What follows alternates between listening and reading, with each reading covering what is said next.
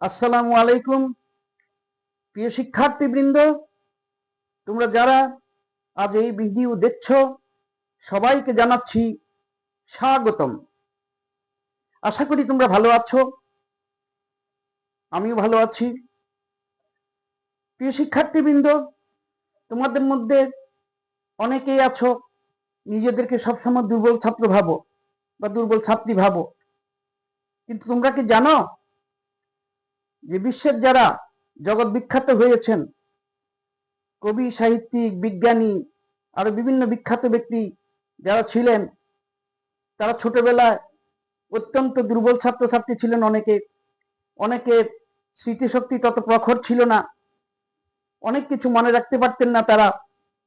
কিন্তু তাদের পরবর্তী সময়ে তারা যখন বড় হয়েছেন, বড় হওয়ার সাথে সাথে তারা স্মৃতিশক্তিকে বাড়ানোর জন্য আপ্রাণ চেষ্টা করেছেন, পরিশ্রম করেছেন, এবং এর ফলে তারা জগৎ বিখ্যাত হয়েছেন।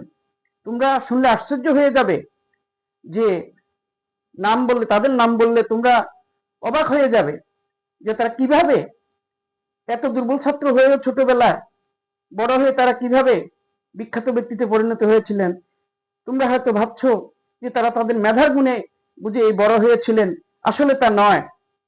তোমরা অনেকেই ভাবছো যে আমার দ্বারা কিছু হবে না, আমি অত্যন্ত দুর্বল ছাত্রছাত্রী।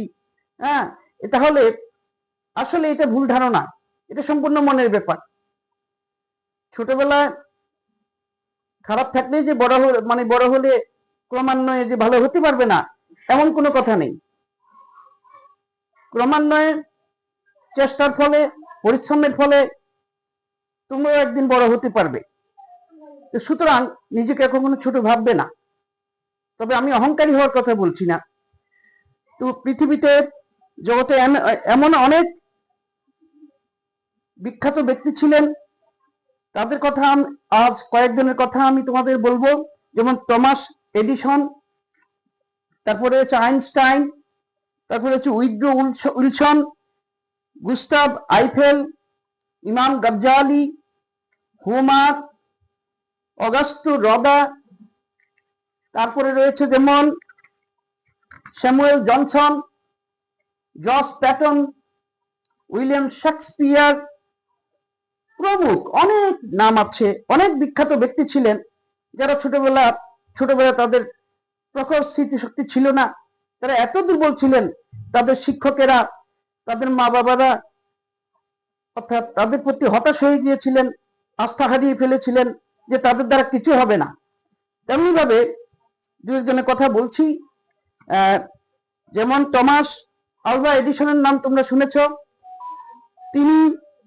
তিনি যখন 4 বছরের, তখন তার মা তাকে স্কুল থেকে যখন বাসায় নিয়ে ফিরলেন তাকে, তখন তার মাস্টার মশাই বা শিক্ষক তাকে একটা চিঠি ধরাইয়া দিলেন। বললেন যে মাস্টার মশাই তখন তার মাকে বললেন যে আপনার তুমি এত বোকা যে তার পক্ষে লেখাপড়া শেখা সম্ভব নয়, তাকে স্কুল থেকে ছাড়িয়ে নি। এই কথা শুনে মায়ের খুব রাগ হলো। তিনি প্রতিজ্ঞা করে বসলেন যে স্কুলে দেব না, তাকে আমি নিজেই পড়াবো। তখন আমার তুমি কখনো বোকা নয়। তার মায়ের ছেলের প্রতি যথেষ্ট আস্থা ছিল যে এখানে হয়তো শিক্ষক পড়াতে পারছে না, বা যে কোনো কারণেই হোক তার ছেলে অত বোকা হতে পারে না।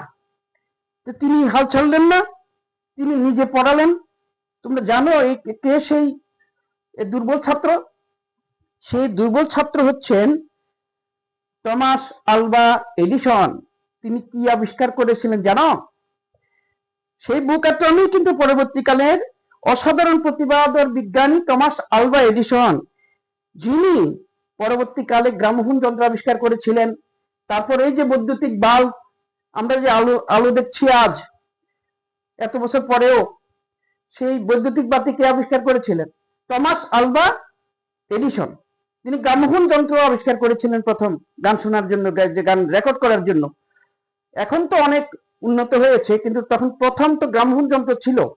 তাহলে এটা কে আবিষ্কার করেছেন?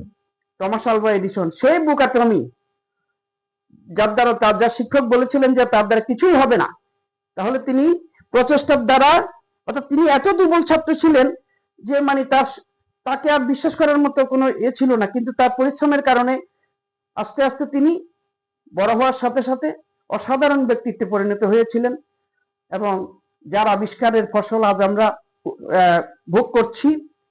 আজ আমরা বৈদ্যুতিক বাতি দেখছি, বাতিতে আমরা সব আলোকিত হচ্ছি। হ্যাঁ, আমরা বৈদ্যুতিক বাতি ব্যবহার করতে পারছি, ইলেকট্রিসিটি ব্যবহার করতে পারছি তারই কারণে। আরেকজন হচ্ছেন আইনস্টাইন। কত বড় অসাধারণ বিজ্ঞানী ছিলেন আইনস্টাইন, তোমরা তো ভাবতে পারবে না, যেটা অবাক ব্যাপার। কিন্তু তাকে কি বলা হতো জানো? তাকে ছোটবেলায় বলা হতো গবেট। কারণ এটার কারণ হচ্ছে তার স্মৃতিশক্তি অত্যন্ত দুর্বল ছিল। তার পড়াশোনা করতে করতে 9 বছর পেরিয়ে যায়। যখন স্কুলে ভর্তি হতে হতে তার অনেক দেরি হয়ে যায়। তাহলে স্কুলের ভর্তি পরীক্ষা দিতে গিয়ে প্রথমবার তিনি ফেল করেন, দ্বিতীয়বারে ভর্তি পরীক্ষা পাশ করেন। তারপর দুবার পরীক্ষা দিয়েছেন, এবং দুবার পরীক্ষা দিয়ে তাকে এন্ট্রান্স পাস করতে হবে। বর্তমানে আমরা যেরকম ম্যাট্রিক বা এসএসসি আমরা বলে থাকি, এন্ট্রান্স পাস করেন দুবার পরীক্ষা দিয়ে। ভাবা যায়? কখনো ভাবা যায় না। হ্যাঁ, গাধা ছাত্র হওয়ার কারণে তার বাবার শখ ছিল যে ইঞ্জিনিয়ারিং পড়বে, কিন্তু গাধা ছাত্র হওয়ার কারণে ইঞ্জিনিয়ারিং পড়া আর হয়নি, পড়তে পারেননি। তো বড় হয়ে তিনি চাকরির চেষ্টা করেন, কিন্তু বারবার তিনি ব্যর্থ হন। তারপর আমরা দেখতে পাই যে এই স্মৃতিশক্তি নিয়ে, কম স্মৃতিশক্তি নিয়ে তিনি অত্যন্ত দুশ্চিন্তাগ্রস্ত হয়ে পড়েন। যে তিনি কিভাবে কি করবেন। তারপর তিনি আপ্রাণ প্রচেষ্টা চালান তার স্মৃতিশক্তি বাড়ানোর জন্য। তার পরে মাত্র 2 বছরের চেষ্টা করে, 2 বছরের চেষ্টায় তিনি তার স্মৃতিশক্তির অসাধারণ উন্নয়ন ঘটান, অসাধারণ উন্নতি ঘটান। আর এই পরের ঘটনা আমরা সবাই জানি। তারপর তিনি কি করলেন? তিনি পদার্থবিজ্ঞানে অসামান্য অবদানের জন্য তিনি পদার্থবিজ্ঞানে লাভ করেন নোবেল পুরস্কার। তিনি তার স্মৃতিশক্তি বাড়ানোর ব্যাপারে এক প্রশ্নের জবাবে তিনি বলেছিলেন, আমার ছোটবেলা ও বর্তমানের মাঝে তুলনা করলে আপনি তা সহজে বুঝতে পারবেন। তার মানে ব্যাপারটা হচ্ছে, ছোটবেলা তাকে বলা হতো কি? গবেট বলা হতো। সে গবেট হয়ে গেছে কি? অসাধারণ স্মৃতিশক্তির অধিকারী, অসাধারণ বিজ্ঞানী। হ্যাঁ, তাহলে তিনি পদার্থবিজ্ঞানের উপর যথেষ্ট অবদান রেখেছিলেন, যার স্বীকৃতি স্বরূপ তিনি নোবেল পুরস্কারে ভূষিত হয়েছিলেন। তাহলে বুঝতে পারছো, স্মৃতিশক্তি কম ছিল ছোটবেলায়, কিন্তু বড় হয়ে অনেক বড় বিজ্ঞানীতে পরিণত হয়েছিলেন তিনি। তারপরে আসো, সাবেক মার্কিন একজন প্রেসিডেন্ট ছিলেন, তার নাম হচ্ছে উড্রো উইলসন, সাবেক মার্কিন প্রেসিডেন্ট। তার সম্বন্ধে বলা হতো যে তিনি স্মৃতিশক্তির দুর্বলতার কারণে 9 বছর বয়স পর্যন্ত বর্ণমালাই শিখতে পারেননি। বর্ণমালাতেই তার হাতে করে নেওয়া সম্ভব হয়নি। এটা পড়তে শিখায় তার লেগেছিল কয় বছর জানো? তার বর্ণমালা শিখতে লেগেছিল, মানে পড়তে শিখায়, বর্ণমালা তো শিখতে পারেননি, পড়তে শিখায় লেগে গিয়েছিল 2 বছর। অথচ বড় হয়ে তিনি যে কোনো বক্তৃতা একবার শুনে তা হুবহু মনে রাখতে পারতেন। হ্যাঁ, মানে যার ফলে তিনি যে বক্তৃতা দিতেন, তার পূর্ববর্তী বক্তা যে বক্তব্য রাখতেন, তিনি হুবহু সেই বক্তব্য খণ্ডন করার জন্য তাকে কোনো অসুবিধা করতে হতো না, তিনি হুবহু সব মনে রাখতে পারতেন। তারপর আমরা দেখতে পাচ্ছি গুস্তাভ আইফেল টাওয়ারের নাম শুনেছো নিশ্চয়ই। সেটা কোথায়? সে প্যারিসে, ফ্রান্সের প্যারিসে আইফেল টাওয়ার। এই ছবিটা তো সবাই আমরা দেখেছি, সবাই তো দেখেছে, অনেকেই দেখেছে, আবার অনেকে দেখনি, নাম শুনেছ হয়তো। কিন্তু এই আইফেল টাওয়ারের স্রষ্টাকে, এই আইফেল টাওয়ারের স্রষ্টা হচ্ছে গুস্তাভ আইফেল। তার নামানুসারে এটার নামকরণ করা হয়েছে আইফেল টাওয়ার। কিন্তু জানো, তিনি প্রবেশিকা পরীক্ষা, এখন যে তোমাদের এসএসসি পরীক্ষা বাংলাদেশে যেটা, ওখানে ছিল তখন সেটা প্রবেশিকা পরীক্ষা বলা হতো আগে, সেই প্রবেশিকা পরীক্ষা তিনি ফেল করেছিলেন। ভাবা যায়? অথচ তিনি প্যারিসের বিখ্যাত আইফেল টাওয়ারের স্রষ্টা। তার সাধনা বলে, তার চেষ্টা বলে তিনি এই অসাধারণ কাজ করেছিলেন। এরপরে আসো, আমরা বিভিন্ন ভাবে আমরা জানি, একজন দার্শনিকের নাম জানি। এখানে মুসলিম দর্শনের ক্ষেত্রে যার নাম বেশি উচ্চারণ করা হয়, তিনি একজন ধর্মীয় ব্যক্তিত্বও বটে, তিনি একজন লেখকও বটে।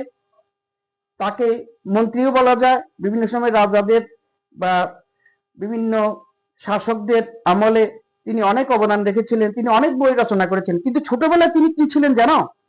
ছোটবেলায় এই যে ইমাম গাজ্জালির কথা বলছি, ইমাম গাজ্জালি ছোটবেলায় তার স্মরণ শক্তি একদম ছিল না। তার স্মরণ শক্তি একটা কোনো কিছু মনে থাকতো না। অর্থাৎ এই জন্য তিনি কি করতেন, তার সবকিছু নোট করে রাখতেন কোনো কিছুতে, যাতে করে মনে রাখা যায়। হ্যাঁ, আপনি মনে রাখতে পারতেন না, স্মৃতিতে ধরে রাখতে পারতেন না, মুখস্থ করে রাখতে পারতেন না, স্মরণ থাকতো না তার। একবার কি করলেন তিনি, মরুভূমিতে ইমাম গাজ্জালি কি হলো, তিনি একদল ডাকাতের কবলে পড়লেন। এখন ডাকাত দল তার সবকিছু নিয়ে যায়। এখন তিনি যে নোট করে রাখতেন, সেই নোট খাতাটাও তারা নিয়ে যায়। তখন তিনি ডাকাত দলের কাছ থেকে তার খাতাটা রক্ষার জন্য চেষ্টা চালাতে লাগলেন। তিনি তাদের পিছনে পিছনে ছুটলেন এবং বলতে থাকেন, এবং ছুটে ছুটে বলতে থাকেন যে আমার সকল জ্ঞান তোমরা নিয়ে যেও না। অর্থাৎ তার সকল জ্ঞান তো এই নোট খাতার ভিতরেই আছে। এখন নোট বই বা নোট খাতার ভিতরে যেটা আছে, সেটার বাইরে তো তিনি কিছু বলতে পারছেন না। ওটা দেখে দেখে ওনাকে বলতে হইতো। তারপর কি হলো, তারপর ডাকাত দলের সর্দার তার এই অবস্থা দেখে বলতে থাকেন, যে জ্ঞান ডাকাতে নিয়ে যেতে পারে সে জ্ঞান দিয়ে কি হবে।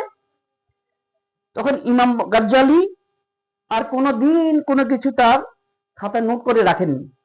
এরপর থেকে তিনি অনেক কৌশল অবলম্বন করতে থাকেন, যে কৌশলের কারণে তিনি অসাধারণ স্মৃতিশক্তির অধিকারী হয়ে যান। হ্যাঁ, এবং তার যে বিভিন্ন বই আমরা দেখি, যেমন নসিহত আল মুলক, বা তিনি বিভিন্ন দেশ শাসন সম্পর্কে বা রাজ্য শাসন সম্পর্কে বা মুলকের শাসন সম্পর্কে, রাজার কর্তব্য সম্পর্কে, প্রজাদের কর্তব্য সম্পর্কে বিভিন্ন বই লিখেছেন। ব্যবস্থাপনায় তার যথেষ্ট অবদান রয়েছে। তো সেই ইমাম গাজ্জালি অনেক বই রচনা করেছিলেন বড় হয়ে, অথচ তিনি ছোটবেলা কোনো কিছু মনে রাখতে পারতেন না, নোট খাতায় লিখে রাখতেন।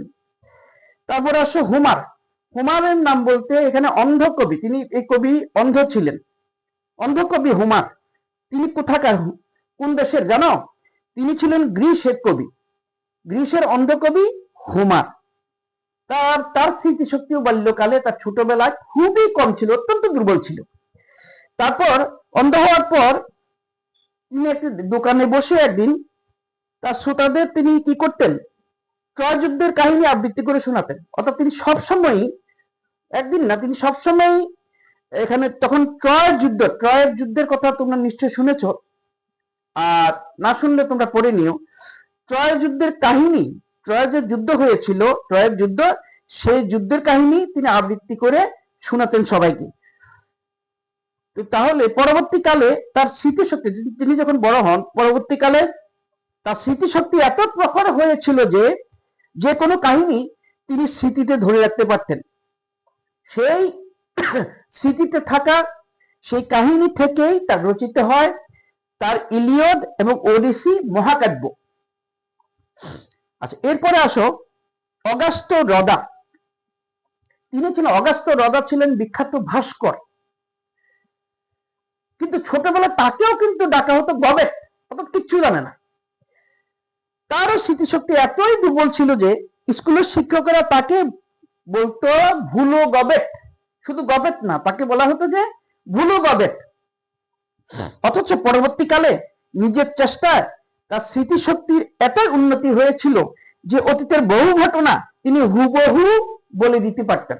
তাহলে ছোটবেলায় তিনি ছিলেন গবেট না, শুধু ভুলো গবেট, আর বড় হইয়া তিনি যে কোনো ঘটনায় হুবহু বলে দিতে পারতেন। এত প্রতিভার অধিকারী হয়েছিলেন, এত মেধা শক্তির অধিকারী হয়েছিলেন তিনি।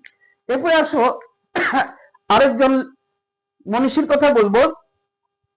তিনিও ছোটবেলায় খুবই দুর্বল ছিলেন, তার স্মরণ শক্তি দুর্বল ছিল। এখন এই লোক হচ্ছে কে জানো? যে ইংরেজি ডিকশনারি যিনি লিখেছিলেন, অভিধান যিনি লিখেছিলেন, সেই ব্যক্তি, তার নাম হচ্ছে Samuel Johnson. Samuel Johnson, doctor Samuel Johnson. তিনি ইংরেজি ভাষার প্রথম ডিকশনারি প্রণেতা। ইংরেজি ভাষার প্রথম ডিকশনারি লিখেছিলেন বা ইংরেজি অভিধান লিখেছিলেন।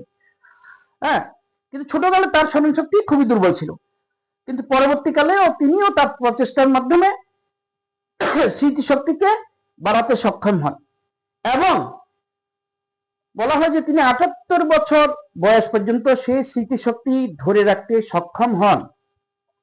কিসের বলে? তার প্রচেষ্টার কারণে, তার পরিশ্রমের কারণে, অসাধারণ চেষ্টার মাধ্যমে তিনি সেটা করতে সক্ষম হয়েছিলেন। এরপরে আসে জর্জ প্যাটন। জর্জ প্যাটন হচ্ছেন একজন সৈনিক বা সেনানায়ক। তিনি দ্বিতীয় বিশ্বযুদ্ধের একজন মার্কিন সেনানায়ক, মার্কিন সৈনিক ছিলেন। তার নাম ছিল জর্জ প্যাটন। তিনি ছোটবেলায় তারও স্মরণ শক্তি খুবই দুর্বল ছিল। স্মৃতিশক্তির দুর্বলতার কারণে তাকে একই ক্লাসে 3 বার থাকতে হয়েছে। তাহলে এই স্মৃতিশক্তির দুর্বলতার কারণে তিনি পাস করতে পারেন নাই। তাহলে তাকে কি করতে হয়েছে? তাকে একই ক্লাসে 3 বার থাকতে হয়েছে ফেল করার কারণে। তাহলে অথচ পরবর্তীকালে তার স্মৃতিশক্তি অসাধারণ হয়েছিল। এই জন্য বোধহয় বলা হয় failure is the pillar of success, তাই না? অকৃতকার্যতাই সফলতা চাবিকাঠি। তারপরে আসো উইলিয়াম শেক্সপিয়ার।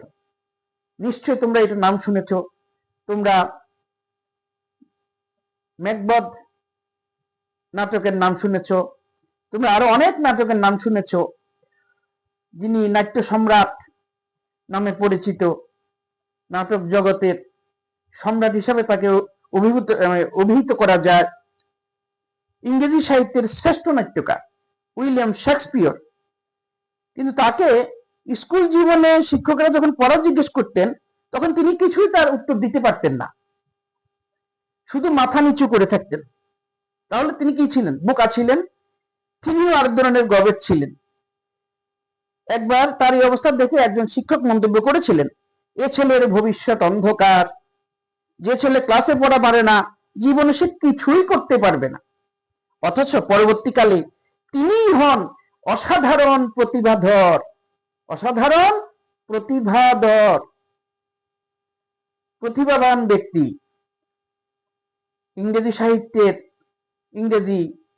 সাহিত্যের এক উজ্জ্বল নক্ষত্র হিসেবে পরিচিতি পান তিনি। নাট্য জগতের সম্রাট। অনেক বই লিখেছিলেন তিনি। যারা ইংলিশে অনার্স পড়ে তাদেরকে জিজ্ঞেস করলে জানতে পারবে। তারা খুব ভালো করেই জানে যে উইলিয়াম শেক্সপিয়ার কে। তাহলে আমরা বুঝলাম যে যারা যেখানে ছোটবেলায় তোমরা নিজেকে মনে করছো যে তোমরা দুর্বল, তোমাদের দ্বারা কিছুই হবে না, মনে রাখবে, যদি মনে করো যে মনের নাম মহাশয়, যাহা কয় তাহা সব। আমরা বা তোমরা যারাই মনে করি যে আমাদের দ্বারা কিছু হবে না, তাহলে আসলে কিছু হবে না। তাহলে অলসতা ঘিরে ধরবে। ছোটবেলায় দুর্বল থাকলেই যে বড় হলে কিছু হওয়া যাবে না, পরবর্তীতে হওয়া যাবে না, সে সবসময় খারাপ থাকবে এমন কোনো কথা নেই। মানুষের আচার ব্যবহার, স্বভাব, চরিত্র, পড়ালেখা, মেধা, মননশীলতা, চিন্তা শক্তি সবসময় একরকম থাকে না। ঘটনার প্রেক্ষিতে, পরিবেশ পরিস্থিতির প্রেক্ষিতে, পারিবারিক শিক্ষার কারণে, তারপর প্রাতিষ্ঠানিক শিক্ষার কারণে, সহপাঠীদের সাথে সম্পর্কের কারণে কখনো ভালো হয়, কখনো খারাপ হয়। আর যারা চেষ্টা চালায় তারা অবশ্যই সফল হয়ে থাকে। তোমরা অবশ্যই দেখে থাকবে যে অনেকে দেখা যাচ্ছে ছোটবেলায় পিছনের বেঞ্চে বসতো, সামনের বেঞ্চে বসতো না। তারা সবসময় কোনো পড়ালেখা তাদেরকে জিজ্ঞাসা করলে শিক্ষকেরা তারা কিছুই পারতো না, কিন্তু পরবর্তীতে দেখা গেল তারাই জীবনে অনেক সফল হয়ে গেছে। কিন্তু যারা ছোটবেলায় হয়তো অনেকে ভালোও ছিল, কিন্তু তারা পরবর্তীতে ভালো করতে পারে না, কারণ হলো তারা ভেবেছে তারা তেমন একটা সিরিয়াস হয় নাই। কিন্তু যারা ছোটবেলা দুর্বল ছিল, তারা অবশ্যই বড় হয়ে তারা আস্তে আস্তে তাদের মেধা মননশীলতাকে মেধা শক্তিকে উন্নত স্মৃতিশক্তিকে স্মরণ শক্তিকে তারা ডেভেলপ করতে পেরেছে। তো তাহলে এটা সম্ভব।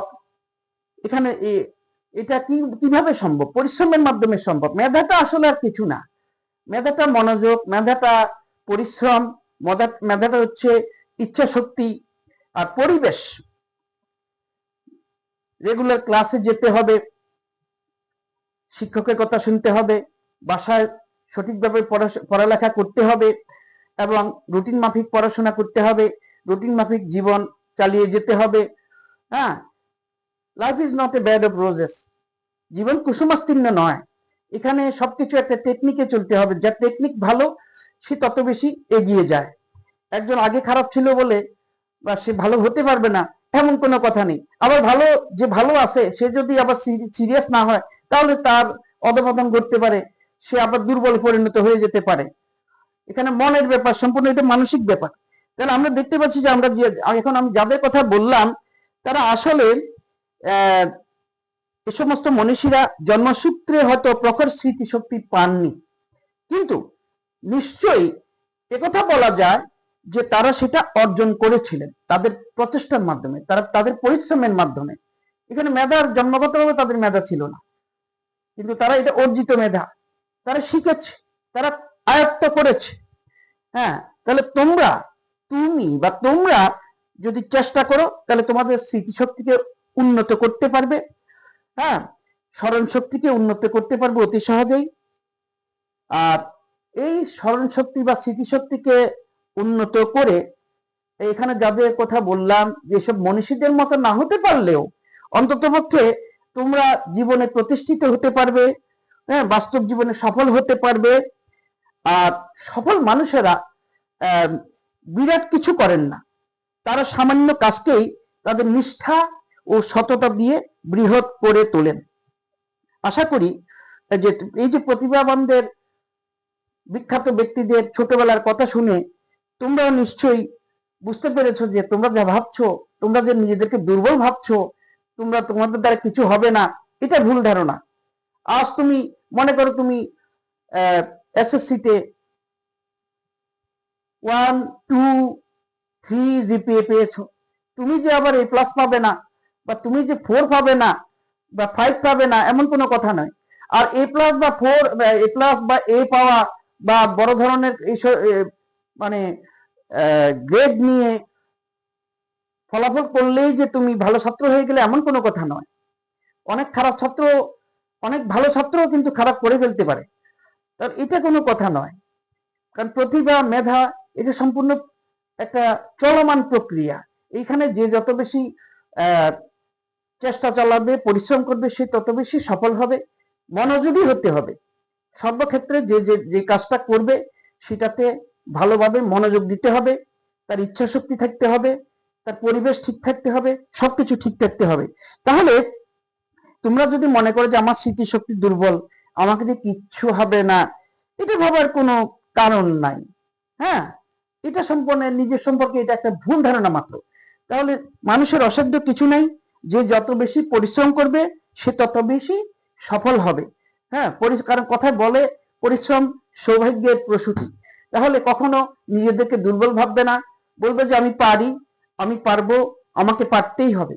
তোমরা বিশেষ কৌশলে ভালোভাবে পড়াশোনা করবে, তারপর মনে করো প্রয়োজন অনুপাতে যার পরিশ্রম, যে যত বেশি পরিশ্রম করে তার তত বেশি অবকাশেরও প্রয়োজন হয়। এই জন্য বলা হয় যে বিশ্রাম কাজের অঙ্গ, একসাথে গাঁথা নয়নের অংশ যেন নয়নের পাতা। তাহলে এখানে পরিশ্রম করতে হবে, পড়াশোনা করতে হবে, পড়ালেখা করতে হবে, পাশাপাশি বিশ্রামও নিতে হবে, পাশাপাশি সুষম খাদ্য খেতে হবে। শরীরের সাথে মনের সম্পর্ক এখানে নিবিড়। হ্যাঁ, sound mind in a sound body.